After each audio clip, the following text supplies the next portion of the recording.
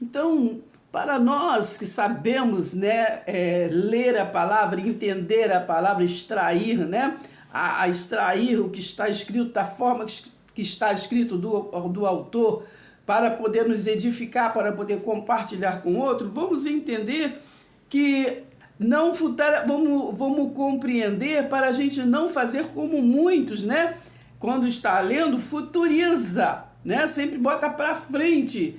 E nós temos que compreender que a Bíblia é a história, né? História dos hebreus e a história, né, de Jesus de Nazaré, enfim.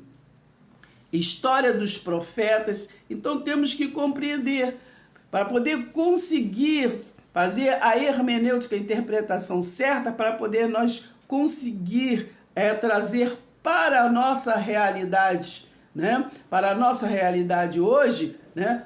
A iluminação da revelação. A revelação foi Jesus, não é verdade? E naquele tempo, antes de Jesus, foi o quê? Inspirado pelos profetas, né? Porque Deus falava através dos profetas, né? Está lá em Hebreus 1:1, né? Então vamos compreender. Então aqui quando fala, clama a mim, responder-te-ei, né? Coisas grandes, coisas ocultas que não sabe. Quem está falando? Aqui Jeremias, vamos ler o versículo 1, o contexto para nós compreender. Veio a palavra do Senhor a Jeremias segunda vez, estando ele ainda, né, encercado, encarcerado no pátio da guarda, dizendo. Então Jeremias estava preso, né? Então já tinha vindo, né, a palavra para Jeremias, né? A Jeremias, a inspiração, né? Porque Deus falava através dos profetas. Então aqui fala que foi a segunda vez, né? Então ali diz assim, ó, do versículo 2, assim diz o Senhor que faz estas coisas, o Senhor que as forma para as estabelecer, o Senhor e o seu nome. Aí que vem o 3, né? Invoca-me a mim, responder-te-ei coisas grandes, coisas ocultas que não sabes. Mas vamos continuar entendendo. No 4 diz assim, ó, porque assim, então vocês clamam a mim, porque assim diz o Senhor, o Deus de Israel, a respeito das casas desta cidade e das casas dos reis de Judá, que foram derribadas para a defesa contra as trincheiras e a espada. Porque para quem foi falado, clama a mim, né? Clama a mim. Então foi falado, foi inspirado por Deus a Jeremias para poder falar ao povo, porque eles estavam cativos, né? Sabemos que Israel foi assim levado pelos assírios, não é verdade? E Judá pelos babilônios, né? Pela Babilônia. Então, temos que compreender que a palavra era numa realidade e nós temos que extrair a situação, mas em outra realidade. Aqui eles estavam no pacto da lei, né? E eles aqui estavam cativos, presos. Mas a promessa do profeta, de Deus falando através dos profetas, lá em Isaías 61, é de liberdade, né? Ele disse que viria para libertar os cativos. Então, hoje, né, depois de Jesus, nós somos o quê? Aquele povo que foi liberto. Então, porque ele cumpriu a promessa, não é verdade? Na cruz ele disse, está consumado. Então, nós somos livres. Nós não estamos nessa situação aqui deles que estavam cativos. Nós já fomos libertados, não é verdade? Presta atenção. Eles foram libertados em primeiro lugar porque eles viviam um pacto da lei, não é verdade? Presta atenção. Nós fomos enxertados no amor da cruz. Naquele momento, nós que ainda não existíamos, nós não estávamos, nós já existimos antes da fundação do mundo, mas nós não estávamos presentes naquele momento, né? Então, nós temos que entender que fomos enxertados no amor da cruz. A palavra-chave hoje é a prostituição. O que é prostituição? Prostituição é aquilo que se faz por dinheiro o que deveríamos fazer por amor, né?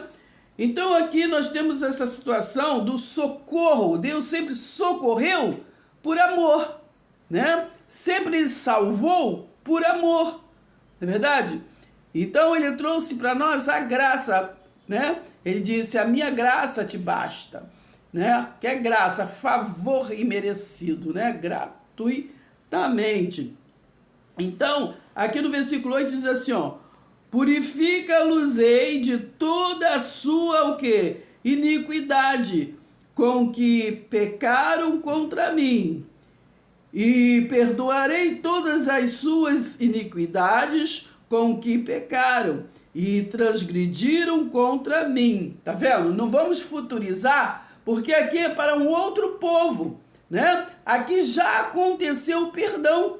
Lembra? João falou: eis aí o cordeiro que tira o pecado do mundo, né? Então já foi tirado o pecado do mundo. Romanos 8 diz: nenhuma condenação há para aqueles que estão em Cristo, né? Então nós fomos vivificados em Cristo, não é verdade? Lá em Romanos 5 também traz ali a justificação, claro. Justificado foi os judeus porque eles transgrediam a lei, não é verdade? Mas nós não, nós já nascemos no reino de Deus, né? Naquele reino que naquele tempo Jesus pregava que estava próximo, né? O que é uma coisa próxima, né?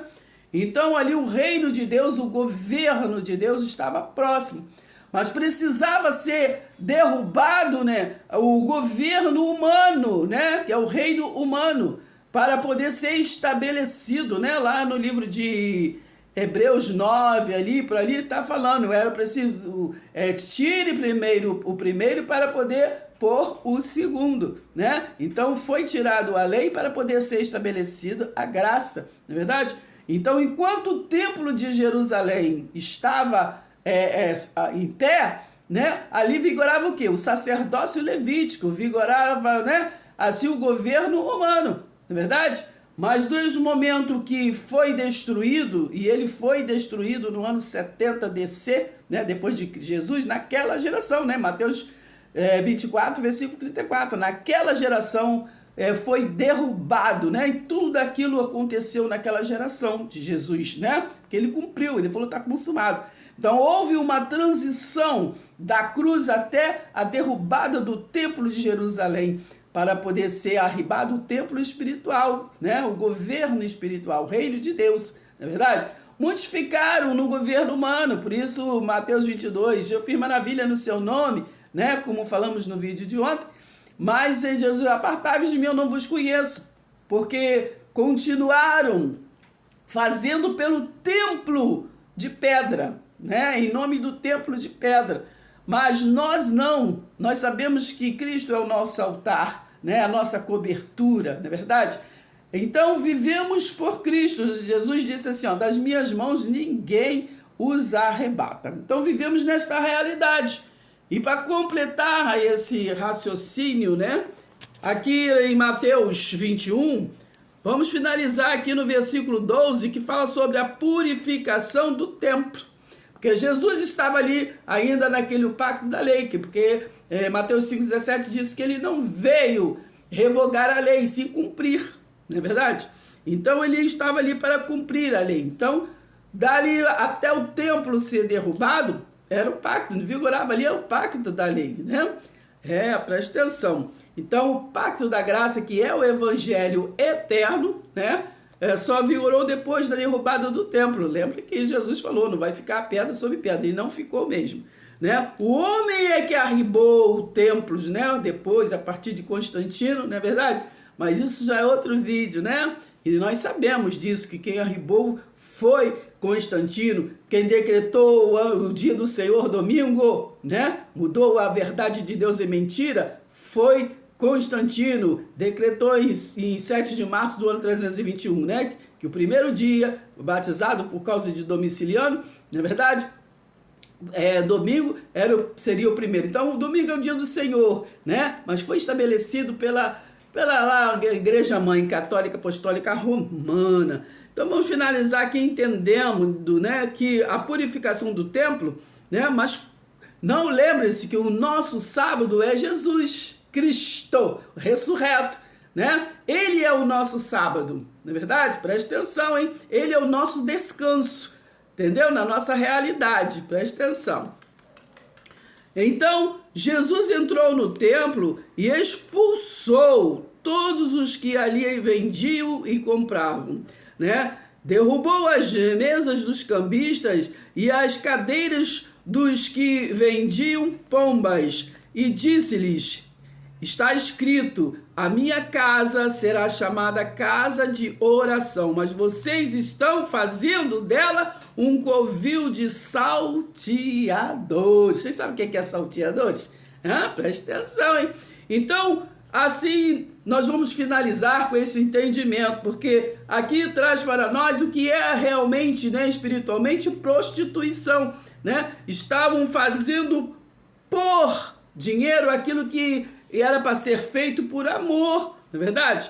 Lá em Tiago 1, versículo 26, 27, Tiago estava falando ali para as 12 tribos, né? Não futuriza, menino. Então nós pegamos a visão. Então ele disse ali que a religião de Deus era assistir os necessitados, né? Os órfãos, as viúvas, os estrangeiros. Mas assim é o amor do homem? Não, né? O homem tem que pagar, tem que sacrificar para poder receber. Mas de Deus nós recebemos de graça, né? E nós damos de graça.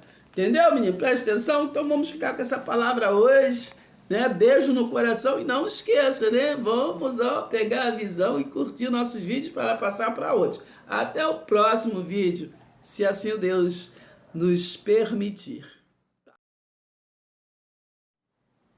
Então hoje, se falar isso ou aquilo de você, lembre-se, vamos aqui em Jeremias, hoje 29, versículo 11, mas vamos sim, por textos e contexto, entender, né, com quem está falando, por que está falando, para quem está falando, que só assim a gente aprende a ler a Bíblia corretamente, para poder compartilhar.